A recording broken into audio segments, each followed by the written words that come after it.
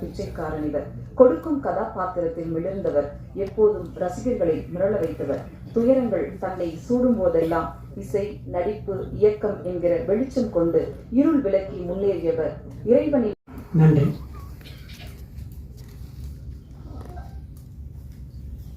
ரோமியோவிலிருந்து விஜயனுடைய படங்களுடைய தலைப்பு மாறிடுச்சு அப்படின்னு சொல்கிறதா அப்படின்னு நினைக்கும்போது உண்மையாலுமே என்னென்னா, மழை பிடிக்காத மனிதன்கிறது ரோமியோக்கு முன்னாடியே ஸ்டார்ட் பண்ண படம். இதுமாதிரி கரெக்ட். இதில் என்ன எனக்கும் ஆச்சரியமாக இருக்குன்னா, ஒரு ஹீரோவோட படம் பண்ணும்போது நாம் நம்முடைய கதையை அந்த ஹீரோவுக்கு தகுந்த மாதிரி ஸ்லைட்டாக மாற்ற வேண்டியிருக்கும். அது யாருக்கு பண்ணாலும் சரி. அதே மாதிரி ஒவ்வொரு விஷயமா பாடல்கள் கூட இந்த ஹீரோவுக்கு இப்படிப்பட்ட ஒரு பாட்டு வேணுமா வேண்டாமா அப்படின்னு கொஞ்சம் நம்ம ரீகன்சிடர் பண்ண வேண்டியிருக்காங்க. ஹீரோ வச்சு பண்ணும்போது யாராக இருந்தாலும் சரி, எவ்வளோ பெரிய டைரக்டராக இருந்தாலும் சரி, ஒரு ஹீரோ பண்ணும்போது இது நடக்கும். அப்படி நான் விஜயாண்டனிகிட்ட பிச்சைக்காரன் கதை சொல்லிவிட்டு பண்ணிடலாம் சார் அப்படின்னாரு. சரி, ஓகே, சும்மா ஃபார்மலாக சொல்கிறாரு என்னன்னு தெரியல, பட் என்ஜாய் பண்ணார். அடுத்த நாள் நான் வீட்டில் இருந்தேன். கார் நின்றுச்சு. வந்தார், பேசினார். சார் கொஞ்சம் தனியாக வாங்கன்னு சொல்லிட்டு செக் கையில் கொடுத்தாரு.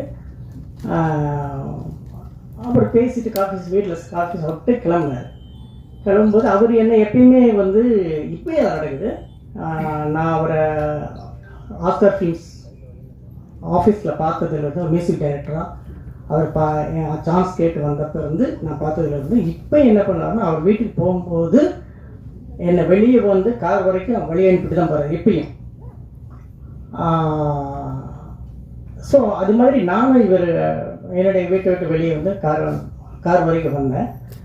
அப்போது காரில் சாஞ்சிக்கிட்டு டோர் ஓப்பன் பண்ணார். அப்புறம் சடனாக தெரியும், சார் இந்த மைண்ட் நீங்கள் சொன்ன கதை அப்படியே மைண்டில் இருக்குது சார், டைட்டில் ரெஜிஸ்டர் பண்ணுறேன் சார். நேற்று தான் கதை சொன்னேன், இன்றைக்கி டைட்டில் ரெஜிஸ்டர் பண்ணிட்டாராங்க. அந்தளவுக்கு இம்ப்ரெஸ் ஆகிடுச்சா அப்படின்ட்டு. என்ன டைட்டிலுக்குன்னு நான் பயந்துகிட்டே கேட்குறேன். பிச்சைக்காரன் எப்படி சார் இருக்குது அப்படின்னாரு. நான் சைலண்ட் ஆகிட்டேன். நீங்கள்லாம் இப்போ என்னுடைய ஃபீலிங் கண்டிப்பாக உங்களுக்கு புரியாது. ஏன்னா பிச்சைக்காரன் பெரிய ஹிட்டுக்கு அப்புறம் நீங்கள் பார்க்குறீங்க. முருகதாஸ் அந்த படத்தை ஆடியோ ரிலீஸில் சொன்னார், பிச்சைக்காரன் கேட்குறப்ப இப்படி இருக்குங்க, ஆனால் பிச்சைக்காரனுடைய அர்த்தம் இந்த படம் ரிலீஸ்க்கு அப்புறம், இந்த படத்தினுடைய வெற்றிக்கு அப்புறம் தெரியும், அதனுடைய அர்த்தமே மாறிடும் அப்படின்னு முருகதாஸ். அதுதான் நடந்தது. ஆனால் ஒரு படம் இது பண்ணுறதுக்கு முன்னாடி, தொடங்கிறதுக்கு முன்னாடி என் படத்துக்கு டைட்டில் பிச்சைக்காரனா, அது டோட்டலாக நெகட்டிவ் டைட்டில். அப்போ கூட அப்போ விகடன்லேருந்து ஒரு சின்னதாக புக் வந்துட்டு, டைம் பாஸ்னு ஒரு புக் வந்துட்டு, அதில் இது மாதிரி விஜய் ஆண்டனி சசி ஒன்றா சேர்ந்து படம் பண்ண போகிறாங்க, தலைப்பு பிச்சைக்காரன், டைட்டிலை மாற்றுங்கப்பா அப்படின்னு ஒரு கமெண்ட் கொடுத்துருந்தாங்க எண்டில். எனக்கு என்ன சொல்கிறதுன்னு தெரியல. ஓகே, இப்படி சொன்னார். கையில் செக் இருக்குது, அவர் டைட்டில் இதுதான் டைட்டில் சொல்கிறாரு, டைட்டில் ரெஜிஸ்டர் பண்ணிட்டேன்னு சொல்கிறாரு. இப்போ எனக்கு என்னன்னா, இந்த செக்கை திருப்பி கொடுத்துடணுமா இல்லை கொஞ்சம் பொறுமையாக இருக்கணுமா? ஏன்னா நான் எப்பயுமே ரொம்ப பொறுமையாக இருக்கிறவன். சடனாக ஒரு முடிவு எடுத்துருவேன். அது எவ்வளோ பெரிய ஆளாக இருந்தாலும் சரி, இட்ஸ் மை கேரக்டர். அப்படி இந்த செக்கு திருப்பி கொடுத்துடலாமா வேண்டாமா அப்படின்னு யோசிச்சுட்டு இருக்கேன். சரி, கொஞ்சம் பொறுமை. ஏன்னா இந்த கதையை நிறையா ஹீரோஸ்க்கு பிச் பண்ணிட்டேன், பிச்சைக்காரன் கதையை.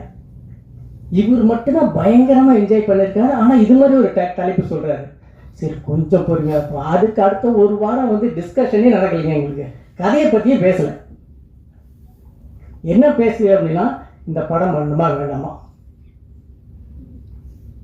உண்மையாக இது மட்டும்தான் டைட்டில் எங்களுக்கு பிரச்சனை. நான் மட்டும்தான் இப்படி. ஆனால் அசிஸ்டன்ஸ் எல்லாம் அதில் 2 அசிஸ்டன்ஸ் சொன்னாங்க. ஒரு அசிஸ்டன்ஸ் சொன்னாங்க, சார் விடுங்க சார், இது ஏன் சார் ஒரு வாரமாக இதை பற்றி தலைப்பை பற்றி பேசிட்டோம், நம்ம அடுத்து என்ன ஃபர்தராக என்ன பண்ணுறது பார்ப்போம் சார். என்னங்க பிச்சைக்காரன் டைட்டில் யாருங்க வருவாங்க, என்னால் தாங்க முடியலைங்க அப்படின்னு கத்துறேன். அப்போ அவர் சொன்னார், சார் கல்யாணமே பண்ணுறோம், ஓகே, கல்யாணம் பண்ணுற தலைப்பு என்னதான் இருந்தால் உங்களுக்கு என்ன,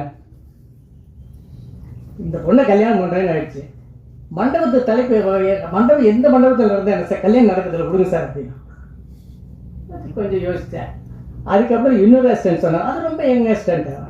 அவன் என்ன சொன்னான் அப்படின்னா, சார் இப்போ இந்த விகடன்லேருந்து விகடனில் எப்படி கமெண்ட் பாஸ் பண்ணிட்டாங்க அப்படிங்கிறதுலேருந்து உங்களுக்கு பிரச்சனை ஆரம்பிருக்கு.